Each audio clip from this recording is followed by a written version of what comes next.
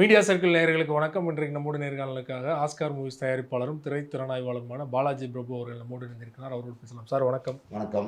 காலையிலேருந்து பார்த்தீங்கன்னா social media எல்லாத்துலேயுமே ஏஆர் ரஹ்மானுக்கு என்னாச்சு அப்படிங்கிறது தான் வந்து ஏஆர் ரஹ்மான் ரசிகர்கள் மட்டும் இல்லாமல் எல்லோருக்குமே ஒரு கேள்வியாக இருந்தது. ஏஆர் ரஹ்மானுக்கு ஹார்ட்டில் பிரச்சனை, இன்னொரு பக்கம் ஏஆர் ரஹ்மானுக்கு கழுத்து வலி அப்படின்னு பலரும் பல தகவலை சொல்லிட்டு இருக்காங்க. உண்மையில என்ன சார் ஆச்சு? ஏஆர் ரஹ்மானுக்கு ஒன்றும் ஆகலை, அதான் உண்மை. அதாவது வந்து ஏஆர் ரஹ்மானுக்கு நீர் சத்து கம்மியாக இருக்கிறதுனால கொஞ்சம் டயர்டாக ஃபீல் பண்ணியிருக்காரு. ஹாஸ்பிட்டலுக்கு போயிருக்காரு. அதாவது வந்து அப்போலோ கிரீம்ஸ் ரோட்டில் இருக்கிற ஹாஸ்பிட்டலுக்கு போயிருக்காரு. செக்கப் பண்ணியிருக்காங்க டாக்டர். ஒன்றும் இல்லை சார், சும்மா சாதாரண ஒரு டயர்ட்னஸ் தான், ரெகுலர் ரொட்டீனில் இருக்கிற ஒரு டயர்ட்னஸ் தான், வேறு ஒன்றுமே கிடையாது, நீங்கள் நம்ம நார்மலாக இருக்கீங்கிறது மாதிரி சொல்லியிருக்காங்க. இதுதான் உண்மை தகவல். புரியுதா உங்களுக்கு? இதை முதல்ல நம்ம ஆடியன்ஸ் சொல்லிடுவோம். இது எப்படி ஊர்ஜிதப்படுத்தப்பட்டிருக்கு அப்படின்னா, ஏஆர் ரஹ்மானுடைய சகோதரி ஃபாத்திமாங்கிறவங்க ஒருத்தவங்க இதே சொல்லியிருக்காங்க. அதாவது நீர்ச்சத்து கம்மியாக இருந்ததுனால ஒரு டயர்ட்னஸ், அதனால தான் ஹாஸ்பிட்டலுக்கு போயிருந்தோம் அப்படிங்கிறத சொல்லியிருக்காங்க.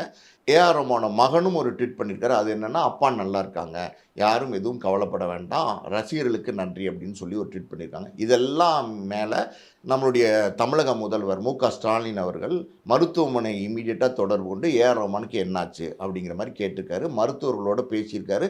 மருத்துவர்கள் ஸ்டாலின் ஐயாட்ட என்ன சொல்லியிருக்காங்கன்னா, அவர் நல்லா இருக்கார் சார், எந்த பிரச்சனையும் கிடையாது, சாதாரணமான ஒரு டீஹைட்ரேஷன், அதாவது நீர் சத்து குறையிறது போது ஒரு டயர்ட்னஸ் இருக்கும் உடம்புல, அந்த டயர்ட்னஸ் தான், வேறு ஒன்றும் இல்லை அப்படின்றது ஸ்டாலின் ஐயாட்டையும் சொல்லியிருக்காங்க. அவரும் இந்த தகவல் வந்து ஒரு ட்வீட் பண்ணியிருக்காரு. புரியுது உங்களுக்கு? இப்போ மொத்தத்தில் வந்து எல்லாருமே வந்து ஏஆர் ரஹ்மான் நல்லா இருக்காருங்கிற விஷயத்தை தெளிவுபடுத்த ஆரம்பிச்சிட்டாங்க. இதுக்கு முன்னாடி பார்த்தீங்கன்னா ஏஆர் ரஹ்மானுக்கு நெஞ்சு வலி, ஆன்ஜியோ ப்ளஸ் பண்ண போகிறாங்க, ஆன்ஜியோகிராம் பண்ண போகிறாங்க, என்ன மாதிரியான தகவல்கள், ஏஆர் ரஹ்மானுக்கு கழுத்து வலி அப்படிங்கிற மாதிரி ஒரு தகவல், ஏஆர் ரஹ்மானுக்கு முதுவலி அப்படிங்கிற மாதிரி தகவல். ஆனால் இது எதுவுமே உண்மை கிடையாது. ஓகேவா? இப்போ நீர் சத்து கம்மியாகிறது அப்படின்றது எதனால் நடந்திருக்கலாம் அப்படின்னா, இப்போ வந்து இஸ்லாமியர்கள் வந்து நோன்பு இருக்கிற காலமாக இருக்குது. காலையில் 4:30 மணிக்கு வந்து சாப்பிட்டுட்டு அதை நாள் முழுக்க பட்னியாக இருப்பாங்க. தண்ணி கூட குடிக்க மாட்டாங்க, எச்சி கூட முழுங்க மாட்டாங்க. இப்படி ஒரு நோன்பு தான் அவங்க இருக்கிற, அதாவது ரமலான் நோன்புங்கிறது அப்படிப்பட்ட ஒரு நோன்பு. அதை ஏஆர் ரஹ்மானும் கண்டிப்பாக கடைபெற்றக்கூடிய ஒரு மனிதர் தான். அதனால் வந்து தீவிர கடவுள் பக்தி உள்ளவர். நீங்கள் எல்லா மேடைகள்லையும் பார்த்தீங்கன்னா எல்லா புகழும் இறைவனுக்குன்னு சொல்லக்கூடிய ஒரு நபர் இந்த நோம்பில் இருக்கும்போது, கடுமையான விரதத்தில் இருக்கும்போது ஆட்டோமேட்டிக்காகவே வந்து நீர் சத்து கம்மியாகிறதுக்கான வாய்ப்பு இருக்குது. சாயந்தரம் 6:30 மணிக்கு தான் நோன்பை உடைப்பாங்க, நோன்பு திறப்பாங்க. ஸோ அது வரைக்கும் பட்னியாக இருக்கும்போது சில நேரங்களில் அந்த, அதாவது உடல் சோர்வு இயற்கையாக உள்ள ஒரு விஷயந்தான், அது ஒரு பெரிய விஷயமே கிடையாது. இதனால தான் வந்து என்னவோ ஒரு மாதிரி இருந்தால் நம்ம ஹாஸ்பிட்டல் போய் பார்க்கலான்னு போயிருக்காரு.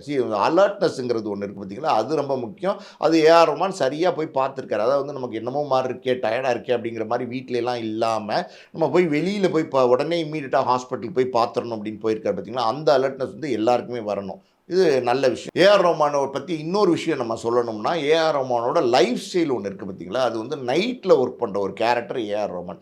ஆரம்ப காலத்துலேருந்து பாருங்கள், ரோஜா படத்துலேருந்து இது வரைக்கும் பார்த்தீங்கன்னா அவனுடைய ஒர்க்கிங் டைமே வந்து நைட்டில் தான் இருக்கும்.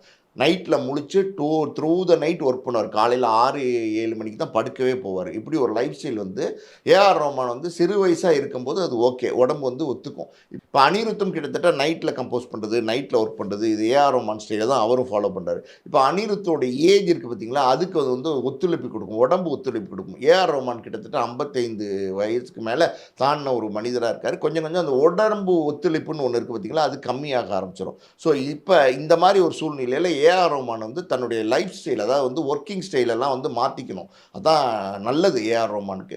இதெல்லாம் இல்லாமல் பார்த்தீங்கன்னா ஏஆர் ரஹ்மான் வந்து கான்சர்ட்னு ஒரு விஷயத்தை வந்து ரொம்ப பண்ண ஆரம்பிச்சிட்டார். இப்போ கான்சர்ட்டுங்கிறது என்னென்னா வந்து இப்போ துபாய்க்கு போக வேண்டியிருக்கும், இப்போ வந்து லண்டன் போக வேண்டியிருக்கும், ஒரு அமெரிக்கா போக வேண்டியிருக்கும், பல நாடுகளுக்கு ட்ராவல் பண்ணிக்கிட்டே இருக்கணும். ட்ராவல்னும் போது அதுவே உங்களுக்கு வந்து உடல் சோர்வை கொடுக்கும், களைப்பை கொடுக்கும். இதெல்லாம் இது இன்னும் ஒரு விஷயம் என்னென்னா, துபாயிலே ஒரு ஸ்டுடியோ வச்சுருக்காரு ஏஆர் ரஹ்மான், அங்கே ஒரு வீடு வச்சுருக்காரு. அங்கே கொஞ்சம் சில நாட்கள் இருக்கிறார். அங்கே சில கம்போசிங், இந்த மியூசிக் ஒர்க்லாம் பண்ணுறாரு.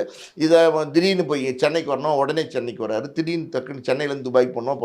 இது களைப்பு, இதெல்லாம் வந்து கொஞ்சம் தவிர்க்கணும். ஆக்சுவலி ஒரு ஏஜுக்கு மேலே, ஒரு ஸ்டேஜுக்கு மேலே இதெல்லாம் தவிர்க்கணும். உடலுக்கு உழைப்பு எவ்வளோ முக்கியமோ அதே மாதிரி உடலுக்கு ஓய்வு ரொம்ப முக்கியம். அந்த ஓய்வு எடுக்க வேண்டிய காலகட்டம் வரும்போது நம்ம அதை புரிஞ்சுக்கிட்டு ஓய்வு எடுக்க ஆரம்பிச்சிடணும். புரியுதுங்களா? ஏஆர் ரஹ்மானை பொறுத்த வரைக்கும் அவருடைய ஒர்க் இருக்குது பார்த்தீங்களா, அந்த ஒர்க் ஸ்டைலை மாற்றணும், ஒர்க் பண்ணுற லோடை குறைக்கணும். காலையிலேருந்து நீங்கள் முன்னாடியே சொன்னது மாதிரி வந்து அவருக்கு ஒரு பிரச்சனையும் இல்லை. ஆஞ்சியோ பிளாஸ் பண்ணிட்டேன்னு சொல்கிறாங்க. சாதாரண ஒரு இது டீஹைட்ரேஷன் ப்ராப்ளம் தான். இதுக்கு ஏன் சார் இவ்வளோ ஆர்வம் காட்டுறாங்க மீடியாக்களும் சரி மக்களும் சரி? செலிபிரிட்டியாக இருக்கிறது ஒரு ப்ளஸ்ஸும் இருக்குது, மைனஸும் இருக்குது. செலிபிரிட்டியாக இருக்கும்போது நிறையா விஷயங்களை வந்து கொண்டாடவும் செய்வாங்க. இந்த மாதிரி திடீர்னு ஒரு சும்மா ஃபீவர், காய்ச்சல், தலைவலி இப்படி போனீங்கன்னா கூட ஏன் ஹாஸ்பிட்டலுக்கு வந்தார், என்ன காரணத்தினால வந்தார், இப்படி போடத்தான் செய்வாங்க. இது வந்து இயற்கையாக உள்ளது. அப்புறம் ஏஆர் ரஹ்மான் வந்து காலையில் ஹாஸ்பிட்டலுக்கு போயிருக்காரு, அட்மிட் ஆயிருக்காரு அப்படின்னும்போது இந்த செய்தியை வந்து முன்னாடி தரணும். யார் முன்னாடி தரது, நீ தரதா நான் தரதாங்கிற ஒரு போட்டி இருக்குது பார்த்தீங்களா? அது பத்திரிக்கையில் எப்போவுமே உள்ளது தான். பத்திரிக்கையில் உள்ள நடைமுறை தான் அது. நம்ம தப்பாக சொல்ல முடியாது. ஒரு செய்தி கிடைச்சின்னா யார் முன்னாடி கொடுக்குறாங்கிறது மீடியாவோட வேலை. அதில் ஒன்றும் தப்பு சொல்ல முடியாது. அது கொடுக்கும்போது இந்த இந்த இந்த செய்தியில் எந்த அளவுக்கு அத்தன்டிகேஷன் இருக்குது, அதாவது வந்து ஊர்ஜிதமான தகவல்கள் எந்த அளவுக்கு இருக்குது அப்படிங்கிறத தெரியாமே பல செய்திகள் கொடுக்குறாங்க. நிறைய முன்னணி பத்திரிகையெல்லாம் பார்த்தீங்கன்னா சரியான தகவலை தான் எப்போவுமே கொடுப்பாங்க. நிறைய சேனல்ஸு, நிறைய மீடியா, சோஷியல் மீடியாவில் இப்போ வந்ததுக்கப்புறம் ஆளுக்கு ஒன்று சொல்ல ஆரம்பிச்சிடுறாங்க. அதாவது ஒருத்தர் வந்து ஒரு சின்னதாக இப்படி ஒரு நியூஸை வெளியில் கொண்டு வந்துட்டாருன்னா உடனே அதை அதை அதை நோக்கி டக்குன்னு போடுறாங்க. ஏன்னா முந்தி வந்து இப்போ வந்து ஒரு செய்தியை எடுக்கணும், அதை வந்து சேகரிக்கணும், இது உண்மையாக பொய்யான்றதை கலெக்ட் பண்ணணும், அதுக்கான ஃபோட்டோ எடுக்கணும், எல்லாம் கொண்டு போய் அந்த நிருபர் வந்து அந்த பத்திரிக்கை ஆஃபீஸில் கொடுக்கணும். அதுக்கப்புறம் அதை அச்சுக்கு ரெடி பண்ணி அச்சு ஏறி பிரிண்ட் ஆகணும். பிரிண்ட் ஆன இப்போ நைட் ஒரு செய்தி வருதுன்னு வச்சுக்கோங்க, காலையில் வர பத்திரிக்கை, பிரபல பத்திரிகைகளில் தான் அது கொண்டு வர முடியும். அந்த டைம் வெயிட்டிங் பீரியட் இருந்துச்சு. இதுக்குள்ளே வேறு தகவல் வந்தால் அதை கலெக்ட் பண்ணி போடுவாங்க. இதெல்லாம் அந்த காலத்தில் நடைமுறைகளில் இருந்துச்சு. இப்போ வந்து என்ன ஆகிப்போச்சுன்னா, இப்போ ஏதாவது ஒரு செய்தி வந்துச்சுன்னா கம்ப்யூட்டர் தான் இப்போ எல்லாமே. டக்குன்னு லிங்க்கு கிரியேட் பண்ணி இது இது இது இது ஏஆர் ரஹ்மானுக்கு நெஞ்சு வலி, ஏஆர் ரஹ்மானுக்கு பைபாஸ் பண்ண போகிறாங்க, ஏஆர் ரஹ்மான் கழுத்து வலி ஒருத்தர், ஏஆர் ரஹ்மானுக்கு முதுவலி இன்னொருத்தர், அது வெறும் தலைவலி தான் நான் ஒருத்தர், இப்படியே ஆளுக்கு ஒரு பக்கம் போட ஆரம்பிச்சிட்டாங்க. ஒன்றும் பண்ண முடியாது. அதாவது வந்து ஊடகங்கள் வளர வளர, அதாவது வந்து டெக்னாலஜி ரொம்ப அட்வான்ஸ் ஆக பல விஷயங்கள் இருக்குது பார்த்தீங்களா? அதாவது வந்து பயன்படுத்துறதுக்கு நல்ல விஷயங்கள் இருக்கும்போது அந்த நல்ல விஷயங்களை நீக்கிட்டு தவறான விஷயங்கள் நிறையா வந்து ஆர்வம் காட்டி பண்ண ஆரம்பிச்சிட்டாங்க. நம்ம பத்திரிகையாளர்கள் மட்டுமே மொத்தமாக குறை சொல்ல முடியாது, மீடியாவை மட்டுமே மொத்தமாக குறை சொல்ல முடியாது இந்த விஷயத்தில். இது மக்களுமே பார்த்திங்கன்னா இந்த மாதிரி செய்திகள் தான் ஆர்வம் காட்டுறாங்க. உடனே ஏஆர் ரஹ்மானுக்கு நெஞ்சு வலின்னு ஒரு செய்தி ஒரு கேப்ஷனில் வருது, ஒரு தம்ப்லைன் போட்டு வருதுன்னா அந்த தம்ப்லைனை தான் கிளிக் பண்ணுறாங்க. கிளிக் பைட் எங்கே ஜாஸ்தியாக இருக்குன்னா அங்கே தான் ஜாஸ்தியாக இருக்குது. ஸோ நம்ம எல்லா பக்கமும் பார்க்கணும். இந்த பக்கமும் இப்படி இருக்குது, அந்த பக்கமும் அப்படி இருக்குது. சொன்னது மாதிரி வந்து அவருக்கே ஏற்கனவே உடல்நல பிரச்சனை, பர்சனல் ப்ராப்ளம், இதெல்லாம் தாண்டி இந்த மாதிரி செய்திகளை பார்க்கும்போது மேலும் அவருக்கும் சரி அவரோட குடும்பத்துக்கும் சரி மன அழுத்தத்தை அதிகமாக கொடுக்கும். கண்டிப்பாக சார். இதெல்லாம் வந்து பெரிய மன அழுத்தத்தை தான் கொடுக்கும். ஒன்றும் இல்லை, ஏஆர் ரஹ்மான் மனைவி வந்து ஒரு விவகாரத்து பண்ணுறேன்னு ஒரு அறிவிப்பு கொடுத்தபோது எத்தனை செய்திகள் வந்துச்சு ஏஆர் ரஹ்மானை சுற்றி. ஒரு 4-5 நாள் அந்த செய்திகள் தான் ஓடிக்கிட்டே இருந்துச்சு. அப்படி அதாவது வந்து அவங்கவுங்களுடைய யூகங்கள் அதை செய்தியாக்கிட்டே இருந்தாங்க. புரியுது அவங்களுக்கு? அவர் வந்து எதுக்கும் பதில் சொல்லலை பெருசாக. காரணம் என்னென்னா அவர் எல்லாம் புரிஞ்சு பக்குவமாக நடந்துக்கக்கூடிய ஒரு மனிதர். அதாவது இதுக்கெல்லாம் பதில் சொல்ல வேணாம் அப்படின்னு சைலண்ட்டாக இருந்துட்டார். நம்ம அந்த நேரத்தில் கவனித்தோம். அதே மாதிரி பல நேரங்களில் பார்த்திங்கன்னா தொடர்ந்து கிட்டத்தட்ட 30-32 ஆண்டுகளுக்கு மேலே பயணம் பண்ணிகிட்ருக்காரு சினிமாவில் ஏஆர் ரஹ்மான். நம்ம எல்லாருமே க்ளோஸாக அவரை வாட்ச் பண்ணிகிட்ருக்கோம். அவர் கொஞ்சம் நிதானமான மனிதர். அது எந்த இடத்துலையும் வந்து ஒரு ஆடம்பரமோ ஒரு ஆட்டம் பாட்டமோ கொண்டாட்டமோ பெரிய அளவில் காட்டக்கூடிய ஒரு மனிதர் கிடையாது. ஒரு ஆட்டிடியூட் காட்டக்கூடிய மனிதர் கிடையாது. ரொம்ப நிதானமாக இருக்கிற ஒரு மனிதர். இல்லாமல் வந்து கடவுள் பக்தி ஏஆர் ரஹ்மானுக்கு ரொம்ப ரொம்ப ஜாஸ்தி. அதாவது வந்து மேடைகள் ஏறினோடனே அப்போ ஒரு பேச சொன்னாங்கன்னா அது ஆரம்பமே என்ன சொல்லுவார், எல்லா புகழுக்கும் இறைவனுக்கு அப்படின்னு சொல்லி தான் ஆரம்பிப்பார்.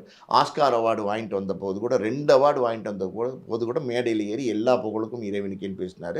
அதாவது வந்து ஒரு மேடை ஏறிட்டோம்னா அதாவது வந்து இன்டர்நேஷ்னல் மேடையெல்லாம் ஏறிட்டோம்னா நிறையா பேர்லாம் பார்த்திங்கன்னா இங்கிலீஷில் பேச ஆரம்பிச்சிடுவாங்க. இவர் அங்கேயும் போய் தமிழில் பேசினார்.